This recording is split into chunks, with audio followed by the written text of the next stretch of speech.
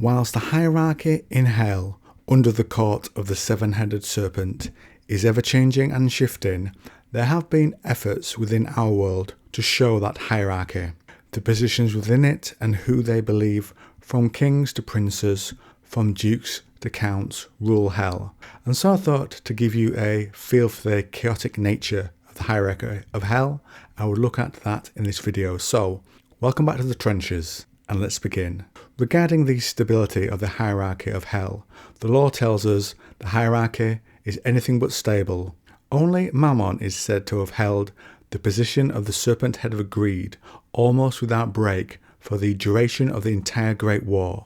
Other positions have seen a bewildering parade of dukes, margraves, barons and baronesses, paramounts, princes, lords, ladies, earls and myriad other high nobles that make up the infernal hierarchy. This whirlwind of political glory, followed by utter ruin, is reflected as shifts of power amongst their mortal followers on earth. We recently had Abaddon confirmed as Lord of Wrath. We also have Mammon and Beelzebub, so they are near the top in terms of power. Though of course Beelzebub's seat is free, as he focuses on conquering Earth using the power of his Black Grail. On the Trench Crusade Reddit, a fan posted that Thomas Pirinen, one of the creators of Trench Crusade, had confirmed that Satan and Lucifer and Beelzebub are the triumvirate who rule hell with the greatest power, theirs, which is interesting that Lucifer and Satan are separate and that they are both at the top of the tree of three. I thought Mammon would be up there honestly, but there was no source cited other than a screenshot of what Thomas had posted, so take that with a pinch of salt. So let's look at the hierarchy. Any excerpts here will be from occult.live. This hierarchy of hell we will discuss has another tie-in to the Trench Crusade lore, which is the book The Lesser Key of Solomon, that references a lot of Goetic demons, and their names are used a lot in the lore, and Solomon is of course a key figure when it comes to the Iron Sultanate. This next part is from the Grand Grimoire. Regarding the government in hell, it says the rulers are named as Lucifer as the Emperor, Beelzebub as the Prince, and Astaroth as the Grand Duke. That last one we have not seen referenced in the lore. It says, Astaroth is a great and strong duke, coming forth in the shape of a foul angel, sitting upon an infernal dragon, and carrying on his right hand a viper. He is similarly referenced in the 17th century work, The Lesser Key of Solomon. In the hierarchy of hell, we have mention of the positions within hell itself. Astaroth is a prince of accusers and inquisitors, and they're those who manage the day-to-day affairs. Lucifuge Rofacale is Prime Minister, and is the demon in charge of hell's government and treasury, by order of Lucifer. Satanatia is the Commander-in-Chief, and has that position in Satan's army. He is commanded over by Lucifuge Rofacale, the Prime Minister of Hell. Agalia Rept commands the armies of Hell. Fluity is a Lieutenant General in addition to being an officer in the hierarchy of demons, and is responsible for the government of Hell. This demon is especially strong during the hours of darkness. The Grand Grimoire states that Fluity has the power to do whatever someone might wish to do during the night, provided they use his seal and sign to properly summon him. Fluity is primarily a demon of the weather and can make hail fall wherever he wants it to.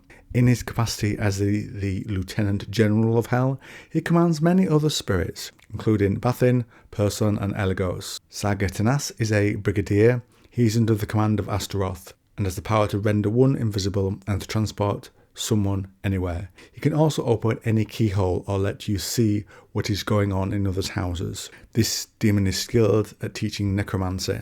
And the camp marshal is Neburos. He makes men cunning in all arts of science, but especially in the art of rhetoric. The occultist author Travis McHenry further explored these demonic rankings in his book, The Grimoire of Heaven and Hell, giving the reasons various demons were assigned to their specific classes of nobility.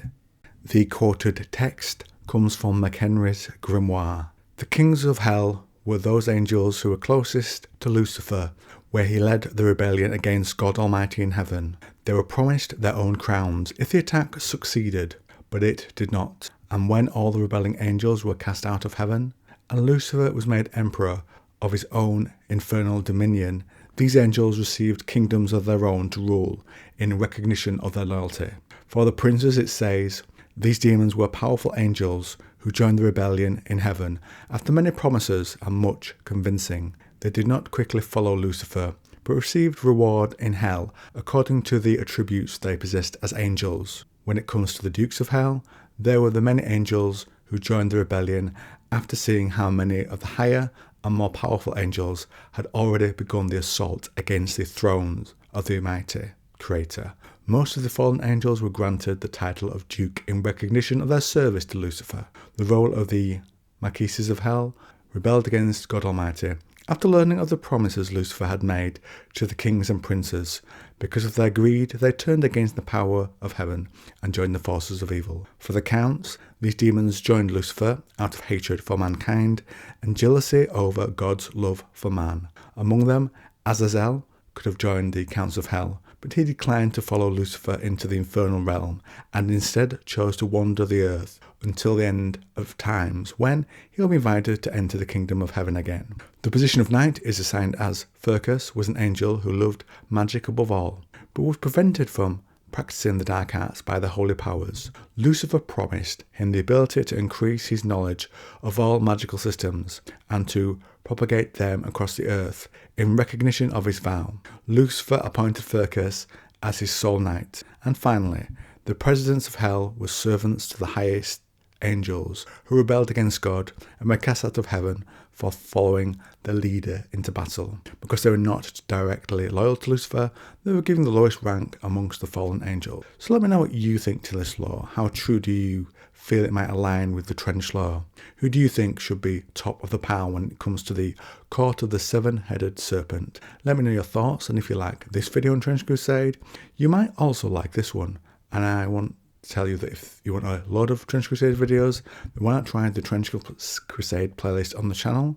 I also cover 40k on the channel, which shares a lot of DNA with Trench Crusade in terms of real-world history.